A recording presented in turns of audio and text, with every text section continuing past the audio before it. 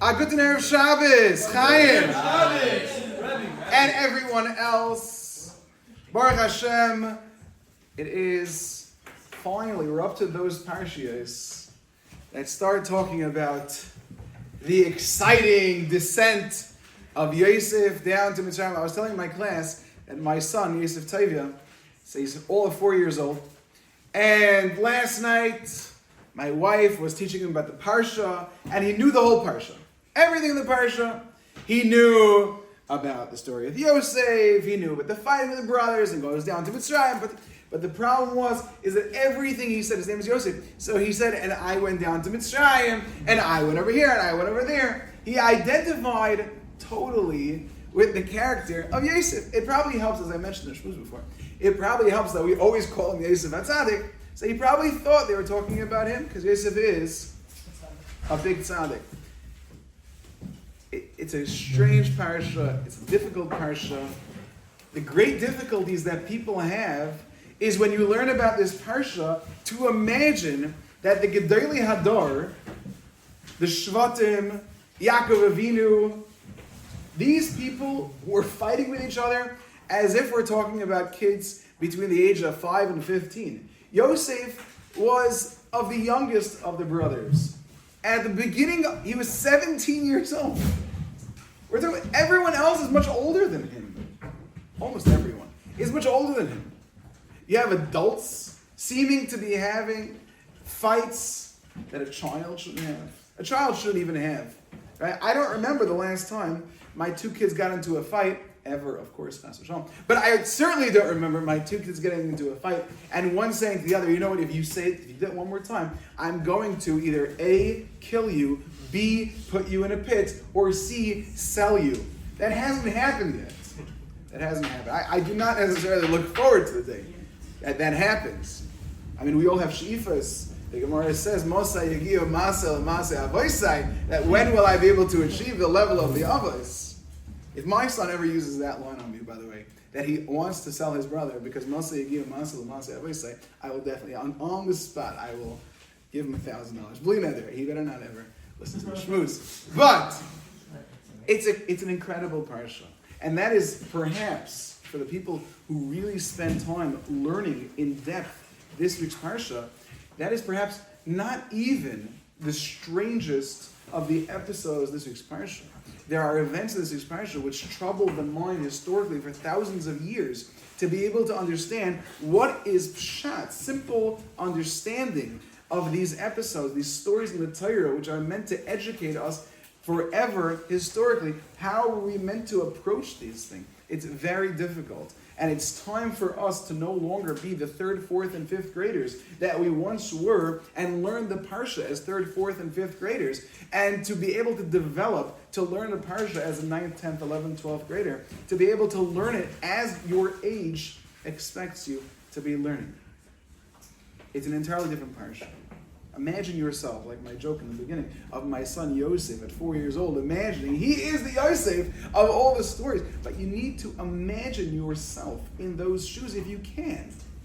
To just try to picture it. What could this possibly mean? What are the arguments about? What are the brothers talking about?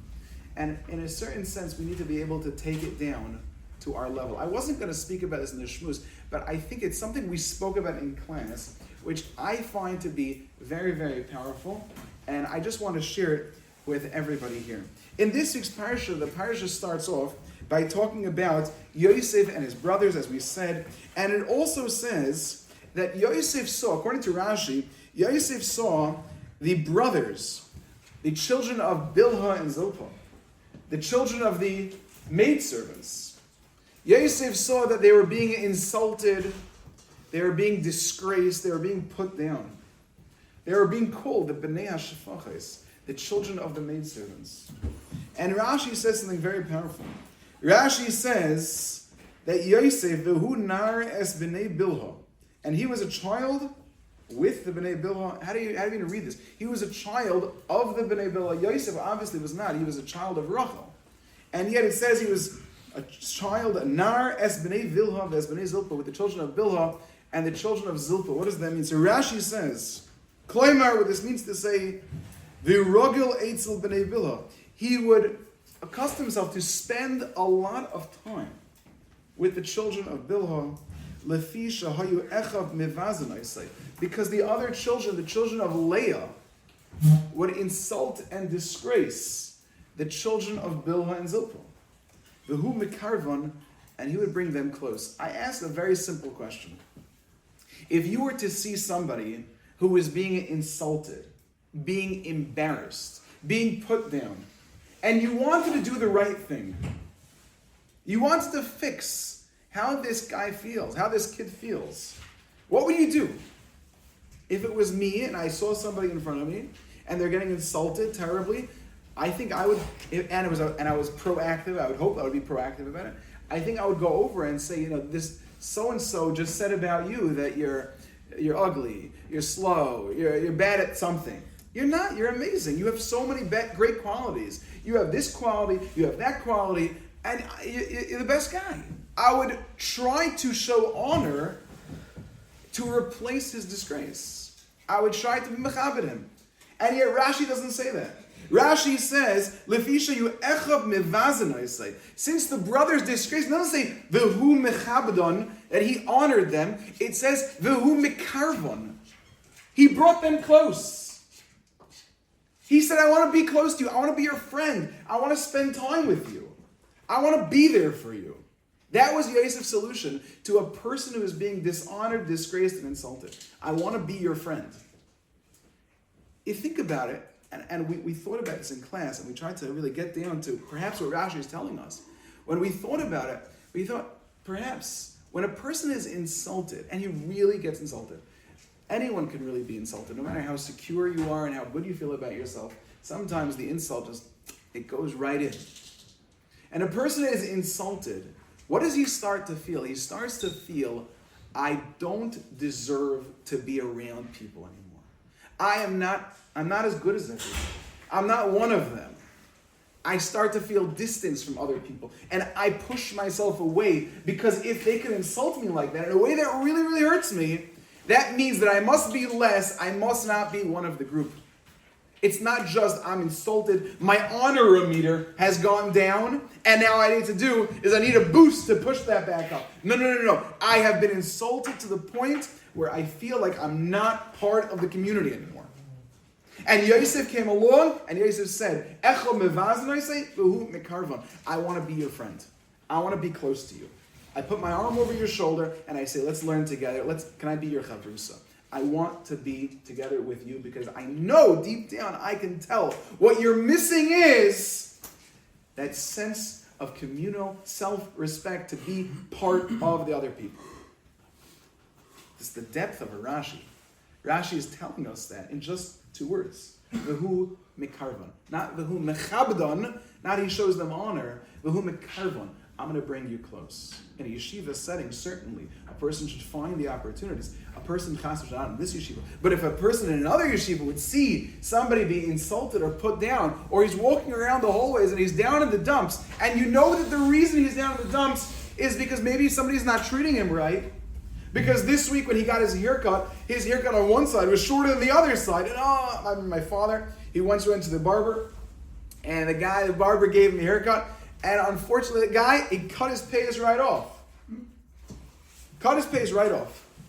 So the barber says, I'll even it out. My father said, you can't even it out. You cut off one finger, you're going to cut off all the rest of my fingers. No, not thank you very much. So he came to shul, on Erev Shabbos, he got that. He came to shul, one payah, one not. Now, if a person sees that, a person may make a giggle, might laugh about it. Maybe perhaps someone's going to put that down. And you have the opportunity to put your arm over the shoulder. Don't even talk about it. I'm your friend. I'm here. Hey, can I spend some time with you? I'm here to take care of you. Yeah, I will tell you a different story. One time, my father on Erev Shabbos used to shave right when he was going to shul. So he was shaving. He was sitting in the car, driving one hand, shaving with the other hand, and with his third hand, he was making his tie on the way to shul. Probably got out call on the way, so he was also answering the radio. But I remember once, he was shaving right on Erev Shabbos, and as you can hardly imagine, the shaver died after he shaved one side. And my father, his hair grew very, very quickly. So if he shaved in the morning, by the time the afternoon came along, he already had a thick 5 o'clock shadow, and it was it. But what are you gonna do? Shabbos is here. He went into shul like that, and he survived. A person sometimes thinks, I'm so embarrassed. I'm so embarrassed. I can't. I don't even want to show my face. It's not really the point of what I'm saying here. But if somebody does feel like that, but you can go over to him and say to him, not just to mechabed him, it's not enough. I want to be your friend. I am here to take care of you. I'm here to take care of you. When we're talking about what the proper thing to say is, this week's Parsha, if you have time, take out a Chumash, even with an English translation, and look at how many times it says, and he said, and he said, and he told over, and he said, and he used to say, and they told him. There's so much talking. It's just a blah, blah, blah. It's like the shmooze. It just never ends. The conversation just keeps on going and going and going. There's so much talking. And so many of the stories in the Parsha are because somebody said something. The brothers got angry at Yosef because Yosef used to say things about them. He was Moitzi Diba Aleim. He used to say negative things about them. Of course, he meant it constructively, but he would say things. When the Yosef goes down to Mitzrayim and he's in prison with the Sarah Mashkim and the Sarah Oifim, he is able to take care of them because he saw there was a problem and he spoke to them. He said something. The way that we saw that Hashem is with Yosef in the house of Potiphar is because Yosef constantly was talking about Hashem. He was in the house of an Egyptian officer, one of the top people in Egypt, and all the time he's simply saying, Bez Hashem, Im Yirtz Hashem, Bez Hashem, Im Yirtz Hashem. That's how he spoke. There are a lot of people, for some reason, they're embarrassed of their religiosity when they're in an audience that perhaps is not as appreciative at Judaism as they are. But if you learn to be comfortable with yourself, to talk properly, say, Baruch Hashem, Baruch Hashem.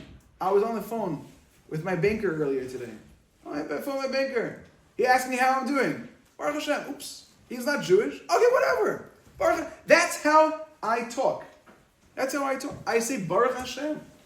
A Yid talks like he recognizes that there's a Hashem in the world. He's there. You know he's there. I should fake it while the guy's around, or a non-Jewish audience, or an audience that doesn't seem to appreciate it. I should fake it. Yosef wasn't like that. Potiphar, not Potiphar, his father's house, he spoke the same way. He said, Be'ez Hashem, Im Yirtz Hashem, Gloib Tzagat. My grandmother used to say, Gloib Tzagat. Yeah, thank you, Hashem. That's how he spoke. He was comfortable with himself. But the power of speech finds its way into this parsha so much. The way a person talks. A Ben Torah. This week, somebody said something, not the best. So I said to him twice, in the span of about 3 minutes, I said to him, that's not how a Ben Torah talks. That's not how a Ben Torah talks. A Ben Torah speaks better than that. You know, in Jewish classification of science, there's such a thing, classification of science. We have, at the very least, 4 levels of creation. There's the basic things, rocks, immobile stuff, daimim. Then there's vegetation, seimeach. Then above that, there's chai, there's living creatures. And then there's humans. But the Torah doesn't call them humans. Yeah, it isn't Torah. In the Sfarim, the disgusting, it doesn't say humans. It calls human beings a medaber, a speaker. Because the difference between us and everything else is how we talk, what words we use. Even when you get angry or you get frustrated, what are the words that you use? I remember myself, when I was 13 or 14 years old, I would never, chas v'shalom, ever say a bad word. That's not it. But I thought, when I get frustrated, maybe I should invent a bad word for myself. I'm going to invent a bad word. So I invented a word, and I tried to get into it. If I get angry, I'm going to use this word. A made-up word. I still remember exactly what the word was. A word. And after I used it like 3 or 4 times, I thought to myself, how dumb am I? I need a word to express my frustration. I need to have some invented bad word for myself to express my frustration. I don't know how to talk to people, how to express myself properly without having a word to be able to say it. I'm a Ben Torah, at least I want to be a Ben Torah. A mensch, to develop myself. That's how a mensch talks, how a mensch speaks. Whether you're angry or happy, frustrated or sad, you're fed up, there's a way of speaking. A Ben Torah speaks in a certain way. I see somebody who's down. He's been put down most likely by somebody else's words. And I have an opportunity. We spoke about what Rashi says. The brothers were insulting the Bnei Bilha and Bnei Zilpah, but Yosef, Vehu Mekarvan. He brought them close. He used properly nice words to speak to them. I want to be your friend. I'm here for you.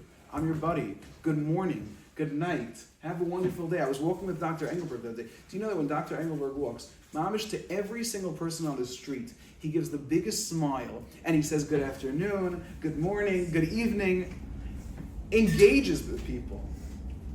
Hu mekarvon. A person can learn to embrace people because that's in the end what so many people need. Speak like a mensch. Be a Ben Torah. Like Yosef Atzadik, didn't matter what the audience was. He spoke like a mensch. Be'ez Hashem, by our Shabbos tables, you should use your mouths for zmiros, for singing, for saying thank you to your mother and your father and for whoever makes the food, and have a wonderful Shabbos.